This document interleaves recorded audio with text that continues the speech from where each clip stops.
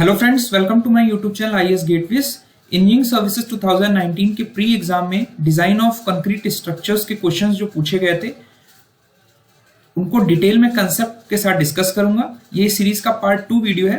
Part 1 में मैंने कुछ क्वेश्चंस डिस्कस किए थे जिन्हें आप यूट्यूब की प्लेलिस्ट में जाकर देख सकते हैं, और इसमें मैं बचे हुए क्वेश्चंस को डिटेल में कंसेप्ट के साथ डिस्कस करने वाला हूं। जिस भी क्वेश्चन में आपको डाउट लगता है आप कमेंट सेक्शन में क्लैरिफिकेशन कर सकते हैं मुझसे। So let's start.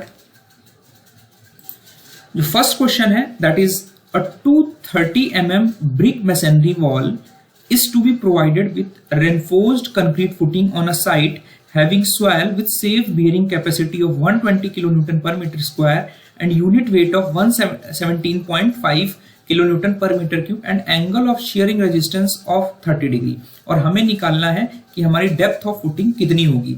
तो सबसे पहले यहां पर मैंने आपको दिखाया हुआ है कि यहां पर एक सपोज मान लेते हैं कि एक ब्रिक मैसनरी वॉल है जिसकी थिकनेस दी हुई है क्वेश्चन में 230 mm। तो जो मैसनरी वॉल होगी इस पे जो लोड आएगा पर यूनिट लेंथ में आएगा, ठीक है, और ये सपोर्टेड है हमारी आरसीसी फुटिंग पर, ठीक है। और आरसीसी फुटिंग हमारी एक सॉइल पे हमें रेस्ट करानी है एक सर्टेन डेप्थ पे। ये एज्यूम कर लेते हैं कि जो डेप्थ ऑफ फाउंडेशन है जहां पर हमें जो बियरिंग कैपेसिटी मिल रही है सॉइल की वो 125 kN पर मीटर स्क्वायर मिल रही है, ठीक है। तो जो हमारा डिजाइन रिक्वायरमेंट है, डिजाइन रिक्वायरमेंट ये कहता है कि जो भी एक्सटर्नल लोड्स की वजह से हमारी फुटिंग के बेस पे जो नेट लोडिंग इंटेंसिटी होगी, जो प्रेशर फॉर्म में होगी, वो हमारी किसी भी हालत में किसी भी स्टेज पे हमारी सेफ बियरिंग कैपेसिटी से ज्यादा नहीं होनी चाहिए, otherwise there will be failure of soil, ठीक है। तो हम यहां पे लिमिटिंग कंडीशन यूज करेंगे, ये अज्यूम करेंगे कि जो नेट लोडिंग इंटेंसिटी आ रही है वो हमारी जब सेफ बियरिंग कैपेसिटी के बराबर होगी तो उस केस में हमारी डेप्थ ऑफ फाउंडेशन हमें कितनी रखनी है, यानी ग्राउंड लेवल से हमें कितनी अंदर जाके अपनी फुटिंग को रेस्ट करानी है सॉइल पे कि हमारी जो लोडिंग इंटेंसिटी है वो सेफ बियरिंग कैपेसिटी के बराबर हो जाए। तो हम जो लोडिंग इंटेंसिटी है उसकी जो मैक्सिमम लिमिट है वो अज्यूम करेंगे सेफ बियरिंग कैपेसिटी के बराबर। एक मैं इंपॉर्टेंट गाइडलाइन और बता देता हूं रिगार्डिंग जो डेप्थ ऑफ फुटिंग हमें रखनी होती है। एज पर IS 1904 कोड, जितने भी हमारे फाउंडेशंस हैं, बेसिकली जो शैलो फाउंडेशंस हैं, उनकी जो मिनिमम डेप्थ ऑफ फुटिंग है for normal soil is taken as at least 50 centimetre below the natural ground level, जो कि मैंने यहां पर आपको नेचुरल ग्राउंड लेवल दिखाया। तो ये हमारा IS 1904 से गवर्नड है, जिसे हम मिनिमम एम्बेडमेंट डेप्थ भी बोलते हैं, ठीक है। अब आते हैं जो हमारी यहां पर आप देख पा रहे हैं कि यहां पे हमारे पास डायमेंशंस ऑफ फुटिंग अवेलेबल नहीं है, यानी B क्रॉस D जो हमारी होनी चाहिए वो हमारे पास अवेलेबल नहीं है। तो इस चीज को ध्यान में रखते हुए हमारे पास जो तरीका है निकालने का minimum depth of foundation, that is governed by the Rankine's theory.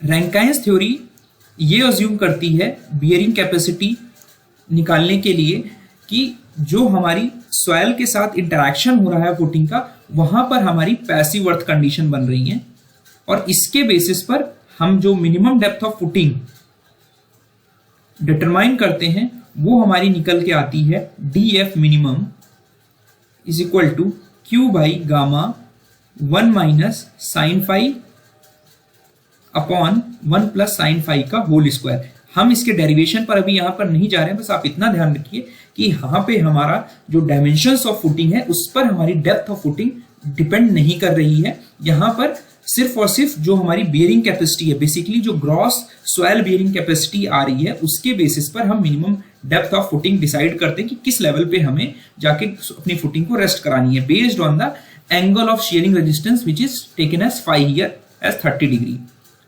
ठीक है। और गामा जो है ये हमारी जो बैकफिल सरचार्ज वाली सॉइल है, इसका जो यूनिट वेट है वो यहाँ पर 17.5 kN पर मीटर दिया हुआ है। तो इस यूनिट वेट ऑफ सॉइल के करस्पॉन्डिंग हम ये निकाल सकते हैं कि मिनिमम फाउंडिंग लेवल हमारा कितना रहेगा, कि जो हमारी ग्रॉस सॉइल प्रेशर है, जो कि हमारी सेफ बेयरिंग कैपेसिटी SBC जिसे हम बोलते हैं उसके बराबर होगी।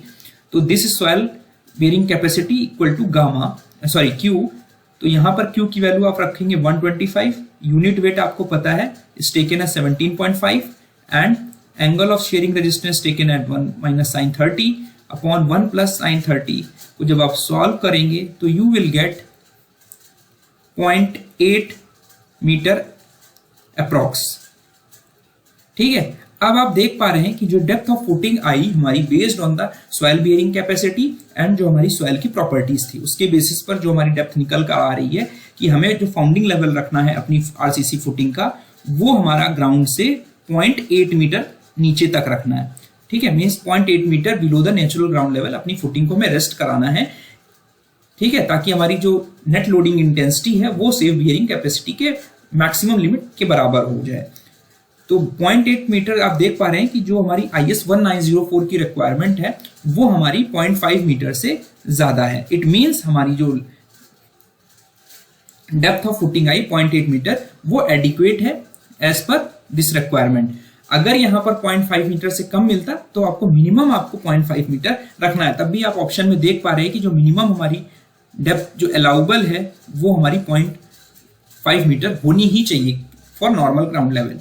तो करेक्ट आंसर जो होगा वो ऑप्शन ए होगा इस क्वेश्चन के लिए। ऑप्शन ए 0.8 मीटर होगा। नेक्स्ट क्वेश्चन है हमारा कि एक हमारी रेक्टेंगुलर बीम है जिसकी जो डायमेंशंस दी हुई हैं 200 मीटर वाइड, यानी विड्थ जो दी है B, this is given as 200 mm और जो इफेक्टिव डेप्थ दी है 350 mm, यानी जो हमारा टेंशन रेनफोर्समेंट है रेक्टेंगुलर बीम का उसके सेंट्रॉइड से जो एक्सट्रीम कंप्रेशन फाइबर है, अगर हम सिंपली सपोर्टेड बीम अज्यूम कर लें तो जो एक्सट्रीम कंप्रेशन फाइबर है वहां से हमारा जो टेंशन रेनफोर्समेंट का सेंट्रॉइड है वहां से जो दूरी है वो इफेक्टिव डेप्थ है as per definition of IS 456, ये हमारी 350 mm है। और हमारा क्वेश्चन में ये बोला जा रहा है कि it is subjected to bending moment of 24,000 newton metre, यानी अगर हम सिंपली सपोर्टेड बीम अज्यूम कर लें तो किसी पर्टिकुलर सेक्शन पे जो हमारा बेंडिंग मोमेंट आ रहा है that is given as 24 kilo newton metre, जो एक्चुअल बेंडिंग मोमेंट आ रहा है।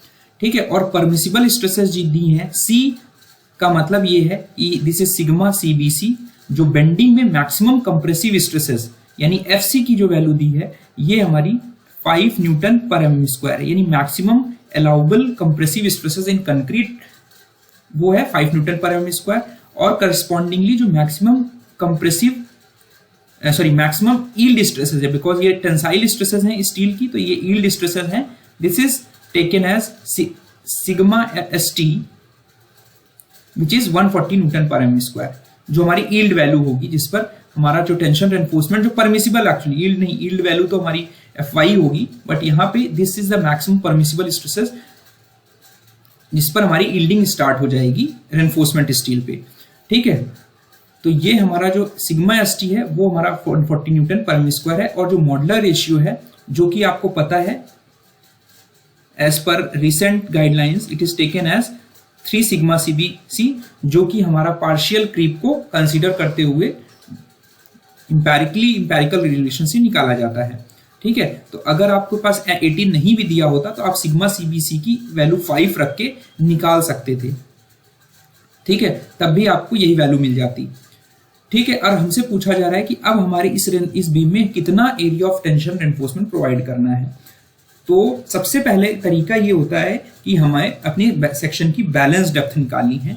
इस डायमेंशंस के करस्पॉन्डिंग जो हमारी बैलेंस न्यूट्रल एक्सिस की डेप्थ होगी, हम इसको XUB मान लेते हैं, that will be given by effective depth divided by 1 plus 3 sigma ST divided by, ये अज्यूम करते हुए कि हमारी जो स्टील में जो स्ट्रेसेस हैं वो हमारी मैक्सिमम लिमिट तक पहुंच जाएंगी। तो D हमारी इफेक्टिव डेप्थ 350 mm है। यहाँ पे मैं डेरिवेशन पर नहीं जा रहा हूँ, ये आपने सभी लोगों ने पढ़ रखा है, तो I will explain the procedure for solving the question.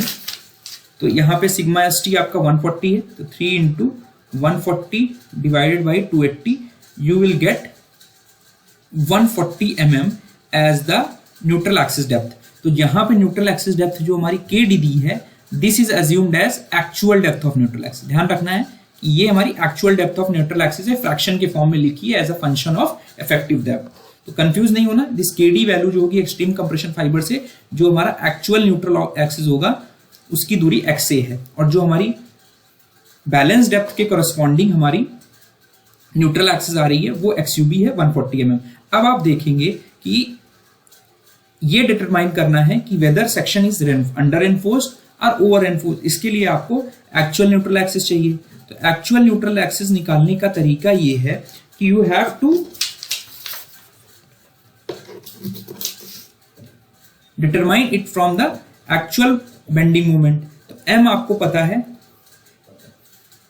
जो टोटल कंप्रेसिव फोर्स होगी मल्टीप्लाइड बाई दी जो लीवर आर्म होगी C इंटू JD। तो इसको आप लिख सकते हो half into B into XA मान लेते हैं actual depth of neutral axis, into C जो हमारी maximum compressive force steel maximum compressive stress allowable है दैट इज सिग्मा CB जो C दिया हुआ है, into D minus X/3। D हमारा यहाँ पे 350 माइनस XA/3, ठीक है, जो कि यहाँ KD/3 लिखा है। मैंने आपको बताया कि this KD is the actual depth of neutral axis. तो हमारी जो JD होगी लीवर आर्म की वैल्यू वो D माइनस XA/3 हो जाएगी, और यहां पर आप इसे इक्वेट कर दोगे 24 इंटू 10⁶ यानी न्यूटन mm में कन्वर्ट कर दिया आपने, ठीक है। अब आपकी B आपको पता है, C पता है, XA नहीं पता, तो यहां पे एक हमारी क्वाड्रेटिक इक्वेशन बनेगी। उसको जब आप सॉल्व करोगे तो you will get XA as 162.1 mm। तो आप देख पा रहे हैं यहां पर कि आपकी जो actual depth of neutral axis है ये हमारी ग्रेटर देन हमारी XUB से ज्यादा है, यानी balance depth of neutral axis से हमारी जो एक्चुअल न्यूट्रल एक्सिस है वो ज्यादा आ रही है, ठीक है। तो ये कंक्लूड हम कर सकते हैं कि जो हमारा सेक्शन है वो हमारा ओवर एनफोर्स्ड है। इसका मतलब ओवर एनफोर्स्ड है, इससे पता चलता है कि हमारा जो बीम में फेल्योर होगा वो ब्रिटल फेल्योर होगा, और ब्रिटल फेल्योर का मतलब ये है कि हमारा जो कंक्रीट है उसमें जो अल्टीमेट कंप्रेसिव स्ट्रेन है वो पहले पहुंच जाएगा, और उस समय जो हमारा स्टील में स्ट्रेस होगा वो मान लेते हैं कि FST होगा, वो हमारा यील्ड पॉइंट जो मैक्सिमम परमिसिबल स्ट्रेस है उससे कम होगा। और ये निकालेंगे हम कि एक्चुअल FST कितना होगा, ये हम निकालेंगे एक्चुअल स्ट्रेस डायग्राम से, जो स्ट्रेस ट्रायंगल डायग्राम बनेगा उससे निकालेंगे, ठीक है। तो जो आपको यहां पर स्ट्रेस डायग्राम दिख रहा है, तो ये हम अज्यूम कर लेते हैं कि एक्चुअल अगर हमारा FST है तो यहां पर कंक्रीट के करस्पॉन्डिंग, बिकॉज हम ये कंक्रीट के टर्म्स में बात करें तो स्टील को हमने MST कंक्रीट के फॉर्म में ट्रांसफॉर्म कर लिया सेक्शन को, और इस कंक्रीट में जो स्ट्रेस होगा वो हमारा FST/M होगा। FST इज द जो एक्चुअल में हमारा स्टील में स्ट्रेस होगा, बिकॉज उस समय हमारी यील्ड पॉइंट पर नहीं पहुंचा होगा because of over enforce section, ठीक है। तो ये चीज एक तो आपको क्लियर हो गई। तो आप सिंपलर यहां से निकालेंगे क्या, सिमिलर ट्राइंगल से निकालेंगे C/ actual depth of neutral axis आपको पता है इक्वल टू जो हमारा स्टील में के करस्पॉन्डिंग कंक्रीट में हमारा स्ट्रेस होगा वो ये होगा, divided by D minus XA। इसको जब आप वापस से सॉल्व करेंगे, XA की वैल्यू आपने निकाल रखी है, तो आपकी FST की जो वैल्यू आएगी वो आएगी आपकी 104.2 न्यूटन पर एम स्क्वायर। तो इससे ये आपको पता चल रहा है कि हमारी जो स्टील में स्ट्रेस है वो हमारी परमिसिबल स्ट्रेस जो 140 न्यूटन पर एम स्क्वायर से उससे कम है। अब जो हमारा एक्चुअल में एरिया ऑफ टेंशन रिइंफोर्समेंट क्या होगा वो आप निकाल लोगे, मोमेंट ऑफ रेजिस्टेंस, जो एक्चुअल मोमेंट ऑफ रेजिस्टेंस है बीम का, वो हमारा एक्चुअल बेंडिंग मोमेंट जो बीम पर एक्ट कर रहा है दैट इज 24 किलो न्यूटन, उसके करस्पॉन्डिंग होगा into 10⁶, and this will be multiplied by the FST into AST multiplied by the lever arm which is D minus XA/3। तो FST आपने निकाला 104.2, एरिया ऑफ रेनफोर्समेंट आपको निकालना है, आपका डेप्थ हमारा 350 है, XA आपने 162.1 निकाल रखा है डिवाइडेड बाई 3। तो यहां से आप AST निकालोगे तो you will get area of steel जो आपको प्रोवाइड करना है इस ओवर एनफोर्स सेक्शन में, ये आपका आएगा 778.3 mm square, which is equal to option B value. तो करेक्ट ऑप्शन जो होगा वो ऑप्शन बी होगा इस क्वेश्चन के लिए। आई होप आपको समझ में आ गया होगा प्रोसीजर कैसे आपको निकालना है। नेक्स्ट क्वेश्चन है हमारा कि during earthquakes the corner and the edge columns में बी सब्जेक्टेड टू। यहां पर हमसे पूछा जा रहा है कि अगर किसी भी बिल्डिंग में हमारा अर्थक्वेक आता है तो उस बिल्डिंग के जो कॉर्नर और एज के कॉलम्स हैं उस पर हमें nature of forces, nature of action क्या होगा ड्यू टू अर्थक्वेक फोर्सेस। तो अगर हम एज्यूम कर लें कि मान लीजिए ये हमारा प्लान है किसी भी बिल्डिंग का, मल्टी स्टोरी फ्रेम्ड बिल्डिंग है, तो एक कॉलम हमारे यहाँ होंगे, कुछ इस तरह होंगे, कुछ हमारे सेंटर पे कॉलम्स होंगे, इंटीरियर कॉलम जिसे कहेंगे, कुछ हमारे एज पे होंगे, कुछ कॉर्नर पे होंगे। ठीक है, अब हमारा अर्थक्वेक आएगा तो there will be lateral forces जो कि हमारी रैंडमली ओरिएंटेड होंगी इन 3 डायमेंशन। ठीक है, ये हमारी इस तरह भी हो सकती हैं, इस तरह भी हो सकती हैं। ठीक है, तो ये जो कॉलम्स हैं हमारे, ये कॉर्नर कॉलम हो गया और ये हमारा एज कॉलम हो गया। तो हम किसी एक इनमें से एक कॉलम को ले लेते हैं जिसका प्लान मैंने आपको यहां पर दिखाया हुआ है कि इन कॉलम्स में because it is a compression member तो हमारा एक्सियल लोड एक्ट कर रहा है ड्यू टू एक्सटर्नल लोडिंग। और जब हमारा अर्थक्वेक आएगा तो होगा क्या, there will be random orientation of earthquake ground motions. ठीक है, जिसकी वजह से हमारी there will be reversing by axial bending and tension compression variation of axial load. अगर हम इसको कॉलम को ऐसे देखें, ठीक है, तो under the action of lateral forces होगा क्या, it will behave like this. तो होगा क्या, हमारा बेंडिंग भी हो रही है और एक फाइबर में, इस फाइबर में हमारा कंप्रेशन होगा और इस फाइबर में हमारा टेंशन होगा और इस फाइबर में कंप्रेशन होगा। इसी तरह रैंडम ओरिएंटेशन जब दूसरे परपेंडिकुलर डायरेक्शन से होगा तो ये रिवर्सिंग जो एक्शन हो रहा है दोनों डायरेक्शन में हमारी बेंडिंग होने की वजह से this will be a by axial bending, because दोनों डायरेक्शन में हो रही है हमारी बेंडिंग, बिकॉज हमारे जो ग्राउंड मोशन है उनकी वजह से जो लेटरल फोर्सेस इंड्यूस हो रहे हैं और जो हॉरिजॉन्टल लोड इंड्यूस हो रहे हैं जो कि हाई मोमेंट्स और शियर इंड्यूस कर रहे हैं कॉलम में। ठीक है, तो देयर विल बी फ्लेक्चरल यानी बेंडिंग इन 2 ऑर्थोगोनल डायरेक्शंस। ठीक है, इस चीज को हम ज्यादा अच्छे तरीके से समझ सकते हैं अगर हम यू एज्यूम कर लें कि कॉलम के डायगोनल डायरेक्शन में हमारी जो ग्राउंड मोशंस हो रहे हैं उसकी वजह से लेटरल फोर्सेस एक्ट कर रही हैं, तो there will be bending along this axis. तो इसके अलोंग जो हमारा अल्टीमेट मोमेंट होगा इसको आप रिजॉल्व करोगे तो दोनों ऑर्थोगोनल डायरेक्शन में हमारे बेंडिंग मोमेंट्स होंगे, इस डायरेक्शन में भी होगा, इस डायरेक्शन में भी होगा। ठीक है, तो ये MUX और MUI 2 ऑर्थोगोनल डायरेक्शन में जो बेंडिंग हो रही है 2 एक्सिस के अबाउट कॉलम के, जो रिजल्टेंट डायगोनल के डायरेक्शन में जो बेंडिंग मोमेंट हमारा होगा ultimate, that will be square root of MUX square plus MU square. ठीक है, तो हम ये कह सकते हैं। और एक और इंपॉर्टेंट चीज कि जो अर्थक्वेक का इफेक्ट जब हम डिजाइन में कंसीडर करते हैं तो हम ये अज्यूम करते हैं कि जो मैक्सिमम डिजाइन वैल्यूज हैं वो एक टाइम पे एक डायरेक्शन पे एक्ट कर रही है।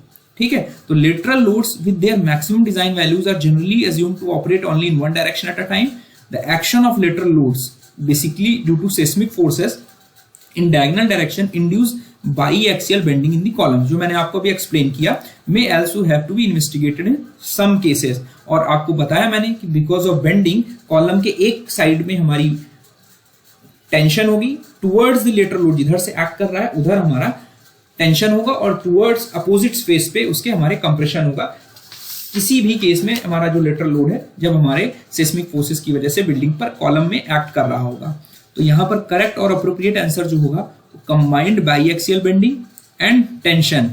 और ये जो टेंशन होगा ये टेंशन कंप्रेशन का वेरिएशन होगा।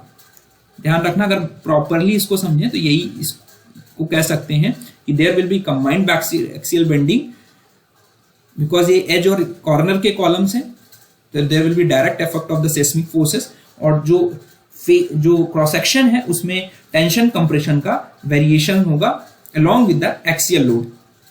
ठीक है, एक चीज और ये देखी गई है कि जब एक्सियल लोड के साथ हमारे बेंडिंग मोमेंट्स इंटरेक्ट करते हैं, बाई एक्सियल मोमेंट्स स्पेशली, तो हमारे कॉलम सेक्शन की जो कैपेसिटी है, मोमेंट कैपेसिटी है, वो रिड्यूस हो जाती है because of induction of high moments and share in the columns. तो करेक्ट आंसर जो होगा वो ऑप्शन डी होगा। उसके बाद हमारा नेक्स्ट क्वेश्चन है, पूछा गया है कि हमारे रेक्टेंगुलर कॉलम में अर्थक्वेक रेजिस्टेंट डिजाइन के लिए कितने number of reinforcement bars provide करने हैं। बेसिकली जो ये बार्स हैं ये हमारे लॉन्गिट्यूडनल रेनफोर्समेंट बार्स हैं जो हमें प्रोवाइड करने होते हैं। एज पर IS 456 आपने पढ़ रखा है कि आपके रेक्टेंगुलर कॉलम में आपको 4 बार्स प्रोवाइड करने रहते हैं और सर्कुलर कॉलम में आपको 6 बार्स प्रोवाइड करने रहते हैं। ठीक है, तो अब आते हैं अर्थक्वेक रेजिस्टेंस डिजाइन के बारे में। जब डिटेलिंग करते हैं तो हमारा जो कोड गवर्न करता है डिजाइनिंग के लिए हमारा IS 1893 है, और जो रेनफोर्समेंट डिटेलिंग की बात करता है वो 13920 कोड है, जो ये कहता है कि अगर लॉन्गिट्यूडनल रेनफोर्समेंट हमें कॉलम के लिए डिजाइन करना है और कॉलम हमारा सर्कुलर कॉलम है, तो आपको मिनिमम रेनफोर्समेंट जो प्रोवाइड करना है 6 बार्स करने हैं to ensure ductility in the column. ठीक है, बिकॉज यहां पर जो डिजाइन कंसिडरेशन है उसमें डक्टिलिटी हमारा सबसे ज्यादा रोल प्ले करता है, बिकॉज जो अर्थक्वेक की वजह से हमारे कॉलम में बहुत ज्यादा हाई मोमेंट्स और शेयर इंड्यूस होता है, तो उसको टैकल करने के लिए हमें कॉलम में डक्टिलिटी बनाए रखने के लिए रेनफोर्समेंट ज्यादा प्रोवाइड करना होगा। तो मिनिमम रेनफोर्समेंट हमारा सर्कुलर कॉलम के लिए 6 बार्स है, और जो रेक्टेंगुलर कॉलम्स के लिए जो मिनिमम रेनफोर्समेंट है वो हमारा 8 बार्स है। अब इसकी कुछ डिटेल प्रोविजंस देख लेते हैं कि जो हमारा IS 13920 कहता है कि मिनिमम डायमेंशन जो कॉलम की रखनी है वो क्या रखनी है। अगर हम ये मान लेते हैं तो मिनिमम डायमेंशन आप कॉलम की जो विड्थ है वो हमारी रहेगी 20 टाइम्स दी डी बार या 300 mm which ever is greater. ठीक है, और डीबी क्या है, डीबी हमारा largest longitudinal reinforcement bar in the beams framing into it.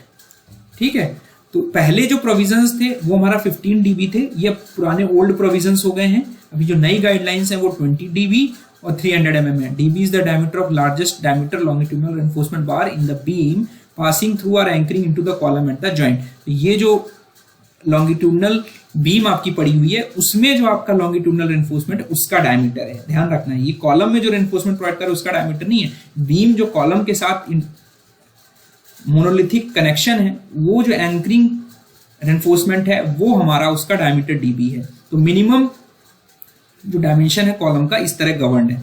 और जो ट्रांसवर्स रेनफोर्समेंट आप प्रोवाइड कर रहे हैं जिसमें आपका क्लोज लूप बन रहा है, बेसिकली जो सर्कुलर कॉलम होगा वहां पर आप सर्कुलर रिंग्स या स्पाइरल रिंग्स प्रोवाइड करते हैं, उनके लिए रिक्वायरमेंट ये है कि जो आप हुक प्रोवाइड कर रहे हैं, ठीक है, क्लोज्ड लिंक में जो हुक प्रोवाइड कर रहे हैं उसकी जो लेंथ है वो हमारी 8D या 75 mm which ever is greater at each and.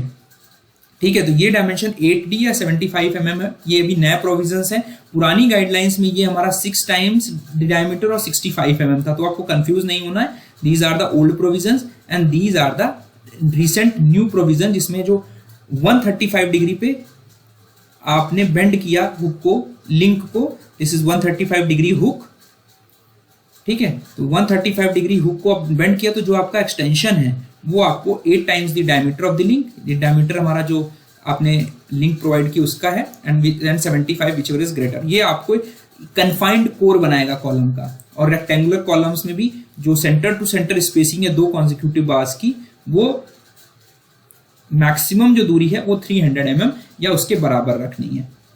ठीक है, तो ये कुछ बेसिक प्रोविजंस हैं डिटेलिंग के लिए। तो करेक्ट आंसर जो होगा वो ऑप्शन सी होगा। इसके अलावा नेक्स्ट क्वेश्चन है कि जो परमिसिबल या अलाउबल कंप्रेसिव स्ट्रेस FAC है ब्रिक मैसनरी के लिए, वो हमारे किस फैक्टर पर डिपेंड नहीं करती है। इसके लिए मैं आपको सजेस्ट करूंगा brick masonry Gupta and Gupta के वीडियो सॉल्यूशंस में मैंने मैसनरी पे डिटेल लेक्चर्स प्रोवाइड किए हुए हैं, आप उन्हें जरूर देखिए, आपको हेल्पफुल होंगे वो। यहाँ पे ये सारी चीजें मैंने क्लियर कर रखी हैं, मैं उसको रिट्रेट कर देता हूँ इन ब्रीफ। तो जो ब्रिक मैसनरी में जो हम मैक्सिमम कंप्रेसिव स्ट्रेस अलाउ कर रहे हैं वो हमारी गवर्नड है IS 1905 कोड से। ठीक है, जो कि बेसिकली बात करते हैं structural design provisions in connection to unreinforced masonry. ये जो कोड है अनरेनफोर्स्ड मैसनरी के लिए, जहां जो मैसनरी हमारी रेनफोर्स्ड नहीं है, बेसिकली जो हमारी ब्रिक मैसनरी है। तो ये आप देख पा रहे हैं, this is a brick masonry, जिसमें आपकी 2 चीजें इंपॉर्टेंट है।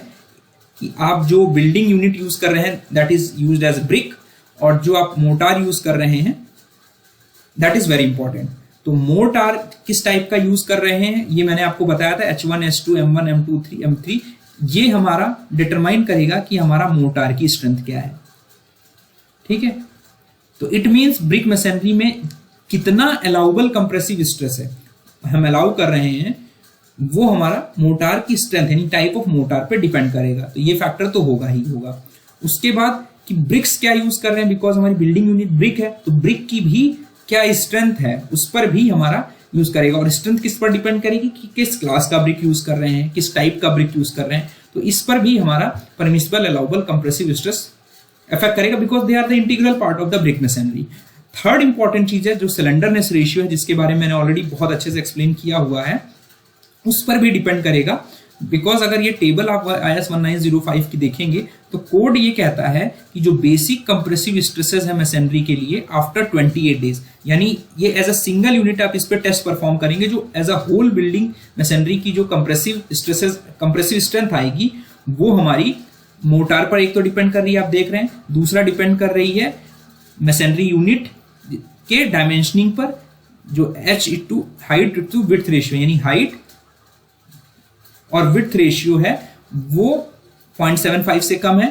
Crushing strength in newton per mm square is not less than, तो क्रशिंग स्ट्रेंथ किसकी है, ये हमारी ब्रिक मैसनरी की है, ब्रिक की नहीं है, ध्यान रखना है, ये हमारी ब्रिक मैसनरी की क्रशिंग स्ट्रेंथ है। ठीक है, उसी क्रशिंग स्ट्रेंथ के बेसिस पर हम allowable compressive strength stresses allow कर रहे हैं। तो जो कंप्रेसिव क्रशिंग स्ट्रेंथ है जो इसकी वो हमारी ये 3.55, 7.5, 10, 12.5, ये ब्रिक मैसनरी नहीं, ब्रिक की जो क्रशिंग स्ट्रेंथ है उसके बेसिस पर हम बेसिक कंप्रेसिव स्ट्रेसेस अलाउ कर रहे हैं, जो कि 8.35 आप देख पा रहे हैं। ठीक है, और इसमें ये नीचे लिखा हुआ है कि this table is valid for slenderness ratio up to 6 and loading with zero eccentricity. इसका मतलब जो अलाउबल कंप्रेसिव स्ट्रेसेस हैं वो हमारी सिलेंडरनेस रेशियो पर डिपेंड कर रही हैं, एज वेल एज इसेंट्रिसिटी, जो लोड इसेंट्रिसिटी उस पर भी डिपेंड कर रही है। तो स्लेंडरनेस रेशियो जैसे ही ग्रेटर देन 6 होता है वैसे ही हमारी जो अलाउबल कंप्रेसिव स्ट्रेसेस हैं वो रिड्यूस होने लगती हैं। उसके लिए मैंने आपको ऑलरेडी एक्सप्लेन किया हुआ है, आप रेफर कर सकते हो कोड में। और जो रैंडम रबल मैसनरी है उसकी जो परमिसिबल स्ट्रेसेस है that is taken as 75% of the corresponding stress for a posed volume of similar material. तो ये एक इंपॉर्टेंट नोट है कि हमारी जो रैंडम रबल मैसनरी है उसकी जो परमिसिबल स्ट्रेसेस है वो हमारी 75% लेंगे for posed volume of similar materials. ठीक है, तो ये सारे फैक्टर्स हो गए। और इफ्लोरेसेंस के लिए भी मैंने अलग से एक वीडियो बना रखा है जिसमें इफ्लोरेसेंस का टेस्ट प्रोसीजर्स क्या गाइडलाइंस हैं, और ESE के प्रीवियस ईयर बिल्डिंग मटेरियल को क्वेश्चंस में मैंने इसको एक्सप्लेन किया है, जिसमें मैंने आपको बताया था कि इफ्लोरेसेंस ऑफ ब्रिक्स बेसिकली हमारा डिफेक्ट है ब्रिक मैसनरी में, जिसमें जो वाटर सोल्युबल सॉल्ट्स हैं वो ब्रिक मैसनरी के सरफेस पर आ जाते हैं due to movement of water through the pores, and brick की पोरेसिटी ज्यादा होने की वजह से जो उसमें डिसॉल्व्ड सॉल्ट्स हैं ब्रिक के अंदर वो बाहर आके प्रेसिपिटेट फॉर्म में जमा हो जाते हैं जब हमारा पानी इवेपोरेट कर जाता है।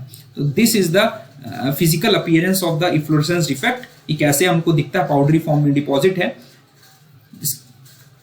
तो यहाँ पर जो करेक्ट आंसर होगा वो हमारा इफ्लोरेसेंस ऑफ ब्रिक्स होगा, जिस पर हमारा permissible allowable compressive stress brick masonry की डिपेंड नहीं करती। तो करेक्ट आंसर जो होगा वो ऑप्शन बी होगा। आई होप मेरा वीडियो आपको पसंद आया होगा। इस तरह की वीडियोस फर्दर मैं बनाता रहूंगा। Thank you and all the best.